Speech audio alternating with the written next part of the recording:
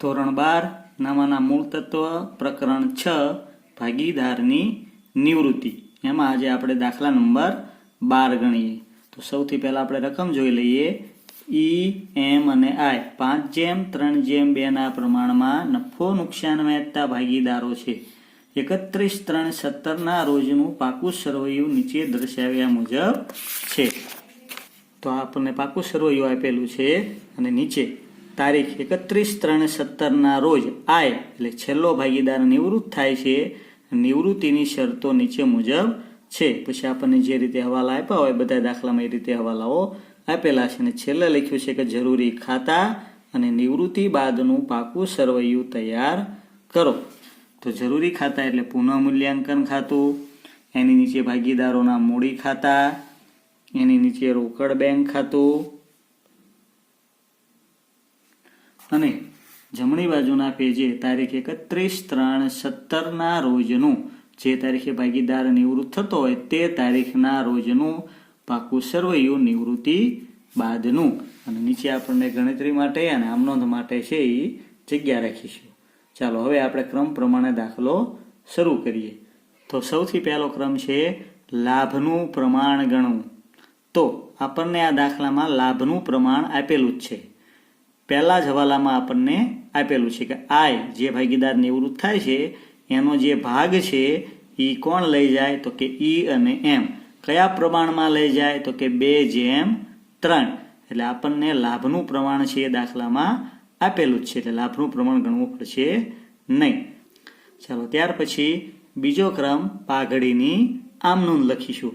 તો પાઘડીનો હવાલો આપણને બીજો આપ્યો છે કે પેઢીની પાઘડીનું મૂલ્યાંકન 1 લાખથી કરવામાં આવ્યું. તો નિવૃત્ત ભાગીદાર આય જે છે આપણે એને એના ભાગની પાઘડીની રકમ આપણે એને આપી દઈશું. તો એની મૂડી વધે એટલે એના મૂડી ખાતે એટલે કે આયના મૂડી ખાતે જમા થશે. અને કોણ આપે તો કે ઈ અને એમ. કયા પ્રમાણમાં તો કે લાભના એટલે એ બંનેના મૂડી ખાતે ઉધાર થશે. તો નિવૃત્તિના પ્રકરણમાં પાઘડીની આમનોંધ એક જ છે તો એ લખ્યું.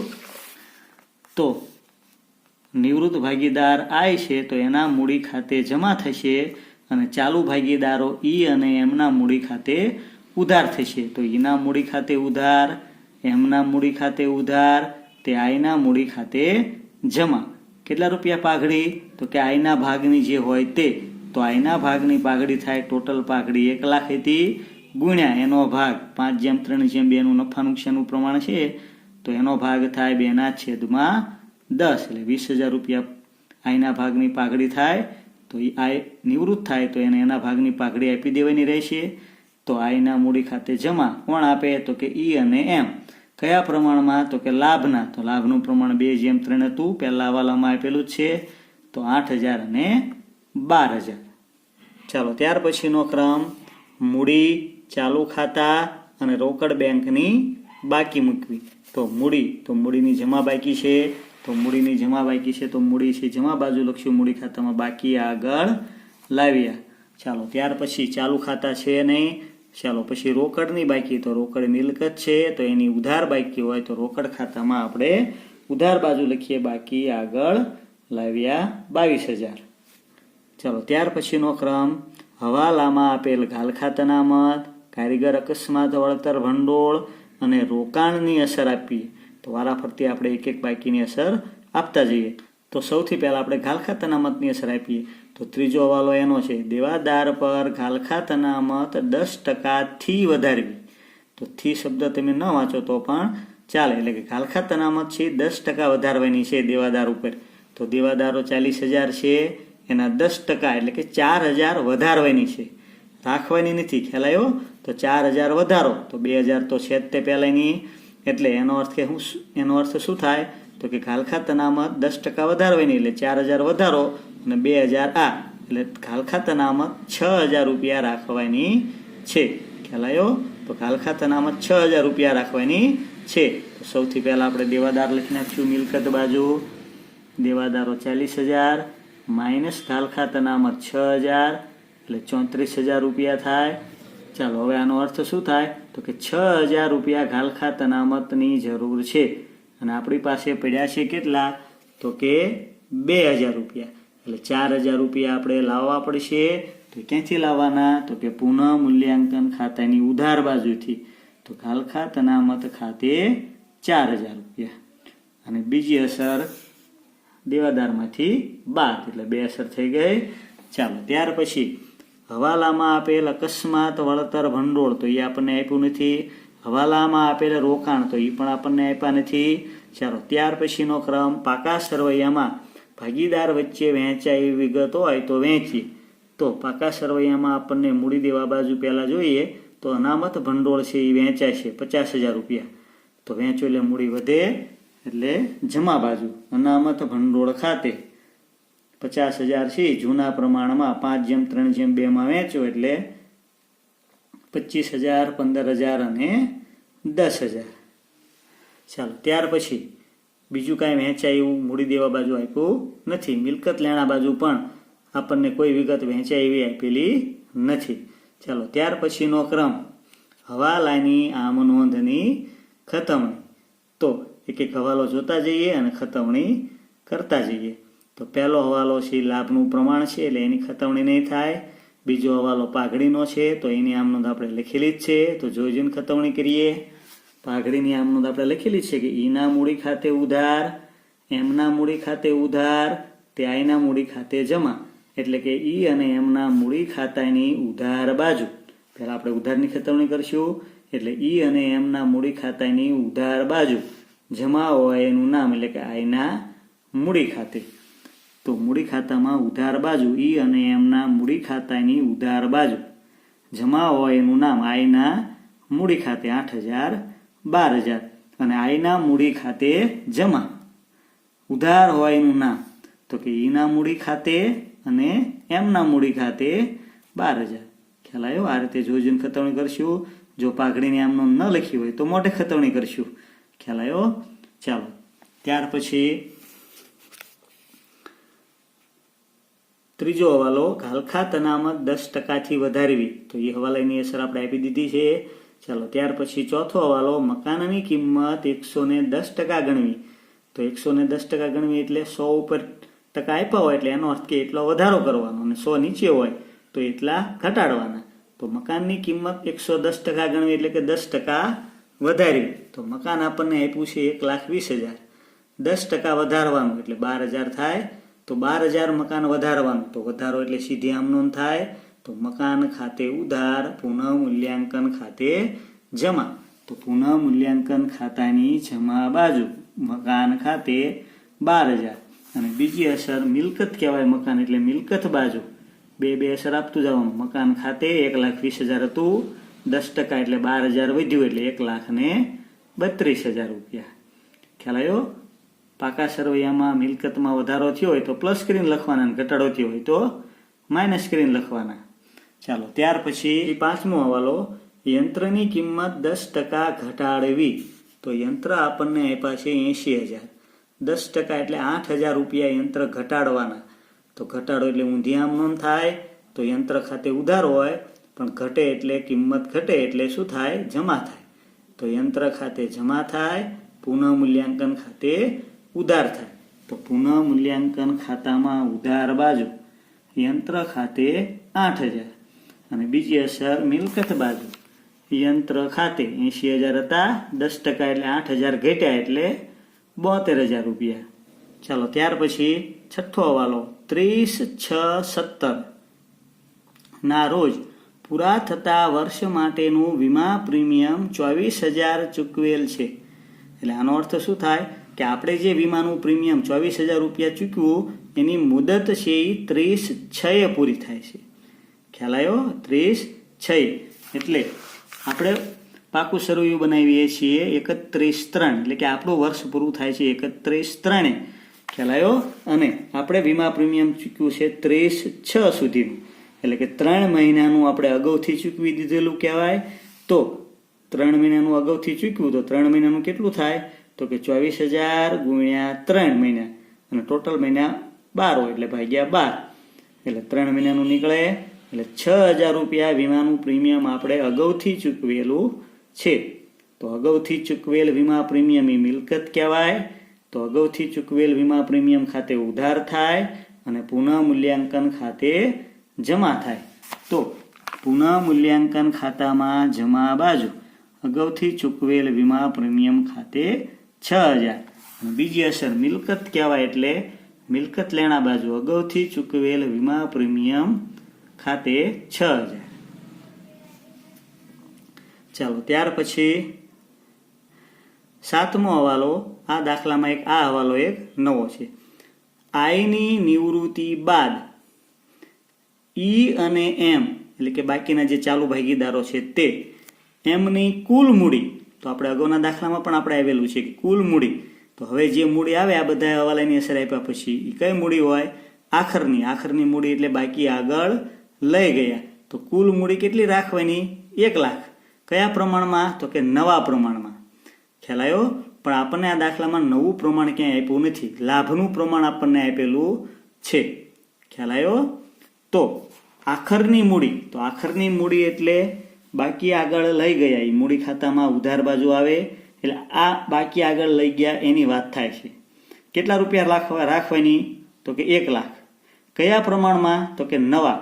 પણ નવું પ્રમાણ આપણને આપેલું નથી, તો નવું પ્રમાણ ગણવું પડશે. તો નવા પ્રમાણનું સૂત્ર આ પ્રકરણમાં એક જ છે, નવું પ્રમાણ બરાબર જૂનો ભાગ પ્લસ લાભ. પણ આપણને લાભ આપેલો નથી, લાભનું પ્રમાણ આપેલું છે પહેલા વાલા. તો લાભ ગણવો પડશે. તો લાભ ગણવા માટે પણ આ પ્રકરણમાં એક જ સૂત્ર છે, લાભ બરાબર નિવૃત્ત ભાગીદારનો ભાગ ગુણ્યા લાભના પ્રમાણનો ભાગ. તો આ પ્રમાણથી લાભ ગણશું. તો એનો લાભ બરાબર નિવૃત્ત ભાગીદારનો ભાગ થાય, જૂનું પ્રમાણ આ છે એટલે 2/10 ગુણ્યા લાભના પ્રમાણનો ભાગ. તો લાભનું પ્રમાણ 2/3 હતું એટલે 2/5. ગુણાકાર હોય એટલે ઉપરનો નીચેનો એટલે 4/50. પછી એમનો લાભ નિવૃત્ત ભાગીદારનો ભાગ 2/10 ગુણ્યા લાભના પ્રમાણમાં ભાગ 3/5 એટલે 6/50. એટલે લાભ આવશે આ 4/50 6/50. તો હવે આપણને લાભ મળી ગયો એટલે આપણને નવું પ્રમાણ મળશે.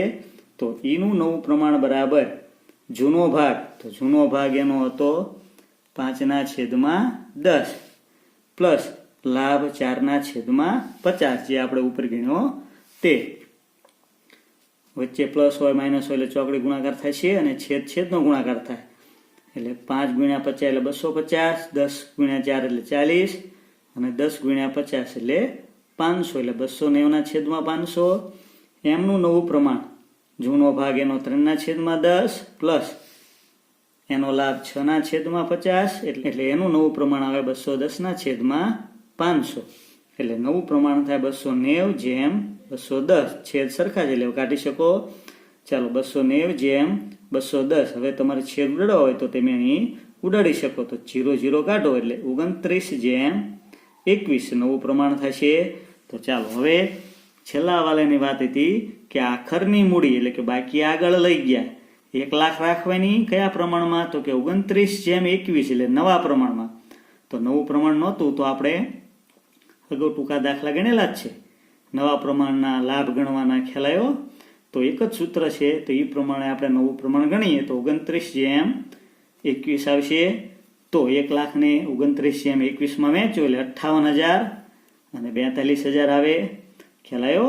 એટલે આખરની મૂડી ઈ અને એમ ખ્યાલ આવ્યો? 1 લાખ નવા પ્રમાણમાં વહેંચશે એટલે નવું પ્રમાણ આપણે ગણ્યું અને વહેંચ્યા એટલે 58,000 અને 42,000.